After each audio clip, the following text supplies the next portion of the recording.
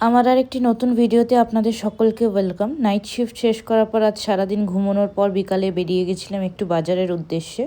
আমার বাড়ির পাশেই একদম স্টার বাজার, সেখানে গিয়েছিলাম একটু চিকেন নিতে। তার কারণ আজ ডিনারে আমার কিছু কলিগ আসবে, শুধু চিকেন কষা আর একটু রাইস বানাবো।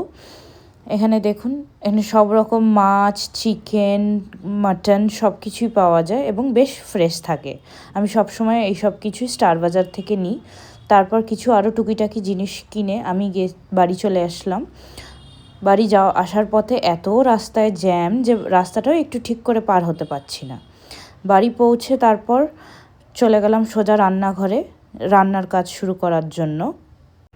তারপর রান্নাঘরে ঢুকেই সবার প্রথমে সব কিছু প্রিপারেশন করে নিচ্ছিলাম রান্না করার জন্য।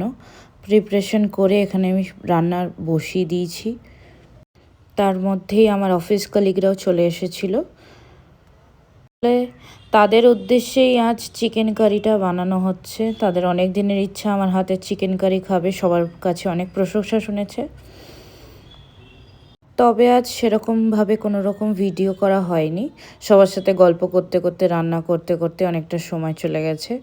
তারপর এখানে রান্না শেষ করে আমি উনো খেলছিলাম সবার সঙ্গে। উনো খেলার পর এখানে দেখুন আজ খাওয়ার জন্য রাইস, চিকেন কারি, স্যালাড, এইটাই ছিল সিম্পল ডিনার। তারপর সবার শেষে একটুখানি আইসক্রিম খেলাম সবার সঙ্গে। চলুন দেখা হবে আবার আরেকটি ভিডিওতে। টাটা।